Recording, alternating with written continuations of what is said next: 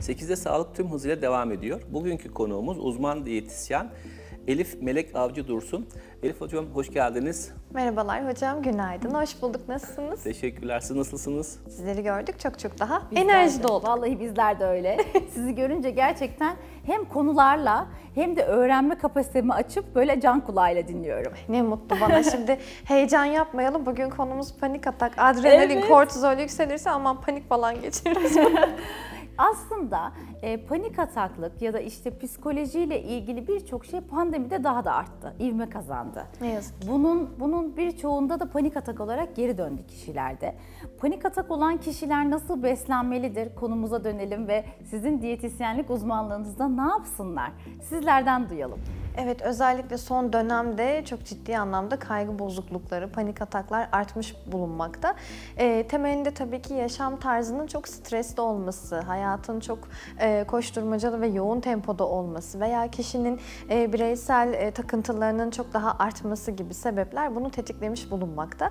Beslenme konusunda da aslında panik atak adrenalinin çok fazla ve hızlı salgılanmasıyla beraber kişinin taşikardisinin artması, işte aynı zamanda duygu durumu olarak da kendini ölecekmiş hissine kaptırmak. Ondan sonra büyük bir panik halinde olması, nabzının yükselmesi, tansiyonun kimi zaman artması, midesinin asidinin artması, bulantı hissi, aniden bayılacakmış gibi gelen bir hissiyatla bir arada sürdürülen, karşıdakine bu duygunuzu anlattığınızda anlaşılamayan ama sizin yoğun bir şekilde yaşadığınız duygu bozukluğu diyebiliriz. Evet. Özellikle uyku bozukluklarının olması, çok fazla kafein alımı, asitli gazlı içeceklerin yoğun tüketilmesi, şekerin çok fazla hayatınızda yer alması, aynı zamanda kötü karbonhidratlardan yoğun beslenme gibi durumlarda ne yazık ki panik atağı tetikleyebiliyor.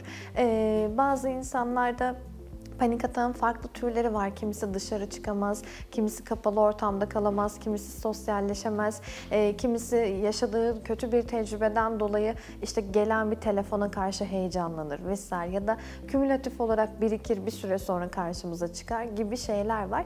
Dolayısıyla beslenme de burada aslında tetikleyici bir faktör olarak karşımıza çıkıyor. Duygusal açlığı mı çıkartıyor? Yani panik atakta şöyle aslında panik atağın öncesinde beslenme panik atağı tetikleyebiliyor. Panik atak anında genelde çok fazla yemeğe yönelik bir eylem gerçekleşmeyebiliyor. Tam tersi iştahtan kesilme, hatta bazen o stresin ve gerginliğin vermiş olduğu bulantı hissiyle kusmalar, iştahın kapanması meydana gelebiliyor. Mesela uyku bozuklukları çok fazlaysa, gece uykusu yeterli alınamıyorsa ne yazık ki o beyinde serotonin, melatonin salgılanması, üretilmesi de çok azalmaya başlıyor. Bu da ertesi gün işte stresin daha yüksek olmasının, bu sürecin sürekli devam etmesiyle beraber yüksek stres seviyesinin panik atağa yatkınlığını artırmasını da tetikliyor. Bu uyku bozuklukları varsa nedir? Kafein alımı fazladır. İşte sigara, alkol, çay tüketimi fazladır. Veya enerji verecek şeylerin daha fazla tüketildiğini görebiliriz. Bu da akabinde tabii ki kişinin panik atağa yakalanmasını artırır. Panik ataktan önce de mesela düzensiz beslenme kan şekerini hızlı düşürdüğü için kişide bu halsizlik, yorgunluk ya da kan şekerinin ani düşmesi dolaylı olarak panik atağa sebep olabiliyor. Yani nasıl açlık durumunu, karnınızın guruldamasını ya da midedeki rahatsızlığı, eyvah paniğim gelecek, şimdi panik atağa yakalanacağım, işte kendimi buna hiç hazır hissetmiyorum korkusu, korku adrenalini tetikliyor ve dolayısıyla yapay bir panik atak da kendi kendimize gerçekleştirmiş olabiliyoruz. Hocam şu panik atak yapan besinleri bir kez daha tekrarlar mısınız? Tabii ki. Özellikle asitli ve gazlı içecekler. Asitli gazlı içecekler. Çay, kahve, yoğun kakao tüketimi, şekerin çok yoğun tüketilmesi, yağlı yiyecekler, basit karbonhidratlar, şeker oranı çok yüksek olan gıdalar. Bunlar panik atağı tetikleyebilir. Yine aynı zamanda sigara tüketimi de bunu destekleyebilir. Peki kilo ile ilgili problemi olan panik atak hastaları ne yapmalı, nasıl beslenmeli? Hem panik atak hastasıyız, hem kilomuzdan şikayetçiyiz, hem diyet yapmak istiyoruz ama aç kalınca yine panik atağa yakalanmaktan korkuyorsak bu kısır döngü olmuş oluyor. Aynen öyle. Öncelikle diyetimize, beslenmemize mutluluk veren ya da mutluluk prokürsörü olan gıdaları eklememiz gerekiyor. Yani triptofan salgısını artıracak, triptofan üretimini artıracak şeyler. Bunların başında muz geliyor, yumurta geliyor, çiğ badem, ceviz, koyu yeşil yapraklı sebzeler, tavuk göğsü gibi gıdalar gün içerisindeki o stres düzeyini azaltmaya, yavaş yavaş bizi mutlu etmeye yardımcı oluyor. Burada %80 ve üstü bitter oranına sahip kakaolu çikolatalar da yine o mutluluk seviyesini artırmaya yardımcı ama tabii buradaki kastımız bir tablet çikolata değil. 10 gram, 15 gram kadar bir çikolata. O tablet çikolatanın ne kadarını kırmak lazım? 1/3'ünü. Güzel Günlük rakamlar, 1/3. kötü değil. Aynen, kötü değil. Zaten ortalama 60 gram gibi bir ağırlığa sahipler. Hani onun 15-20 gramını tüketmek yeterli gelecektir. Bunların dışında yine midedeki rahatsızlıkları artırmaması adına, gastriti ya da bulantı hissini artırmaması adına çok fazla baharatlı gıdalardan, tuzlu yiyeceklerden de yine uzak durulması gerekiyor. Asitli içeceklerde şöyle bir problem var. Mesela midede bir şişkinlik, yanma olduğunda bu ister istemez kalbe baskı yapabiliyor. Yani orada kalbi sıkışmış gibi hissedebiliyor kişi. Oysa ki problem beslenmeden kaynaklı, mideden kaynaklı. O da yine dolaylı bir panik atak tetikleyicisi olabiliyor. Bu kadar çok panik ataklı ben çok duyuyorum açıkçası. Hem danışanlarımdan hem de gerçekten çevremden. Bu panik ataklı olan kişilerde ekstra ilaç kullanımı da olabiliyor biliyorsunuz. Tabii. Antidepresanlar falan. Bunlarla ilgili bir diyeti bozan ya da işte sağlıklı beslenmeyi bozan antidepresanlarla ilgili ne düşünüyorsunuz Elif Hanımcığım? Tabii bazı Etkiler mi ilaçların yani? bazı ilaçların etken maddeleri var ama bu herkes için olacaktır. Herkes için metabolizması yavaşlar, kilo alır gibi bir durum doğru değil. Özellikle biz mesela panik atak engellemek adına ya da depresyonu engellemek ya da duygu durum bozukluklarını kontrol altına bir nebze olsun alabilmek için o stresi azaltmak adına bir fiziksel aktivite öneriyoruz. Mesela günlük 30-40 dakikalık bir fiziksel aktivite o günün stresini azaltmaya, genel işte düşünce tarzının değişmesine yardımcı olabilir. Bununla beraber yine stresi tetikleyecek gıdaların hayatımızdan çıkarılması, düzenli bir beslenme programı rutininde ilerlenmesi de yine bu metabolik süreci iyi etkiler. Yani hem hareketliyiz hem işte az önce bahsettiğimiz o panik atağı tetikleyen gıdaları çıkardığımızda fazladan gereksiz kalori alımını da, enerji alımını da azalttığımız için kilo kontrolü de sağlamış oluyoruz. Ama özellikle panik atağı olan ya da işte depresyona yatkınlığı olan bireylerin muhakkak bir beslenme uzmanıyla görüşmesi lazım. Çünkü kendi başımıza bu tarz problemlerin üstesinden gelmek için, özellikle kilo kaybının üstesinden gelmek için yaptığımız davranışlarda genelde yanlış yapıyoruz. Mesela ekmeği ya da temel besleyici olan karbonhidratları hayatımızdan çıkarıyoruz. Bu da özellikle bu tarz duygu durum bozuklukları neden oluyor. Olursa doğrudur. B grubu vitaminlerin eksikliği depresyonu tetikliyor. Mutsuzluğu tetikliyor. Bu da mutsuzluk beraberinde bir süre sonra diğer semptomların da görülmesine neden olabilir.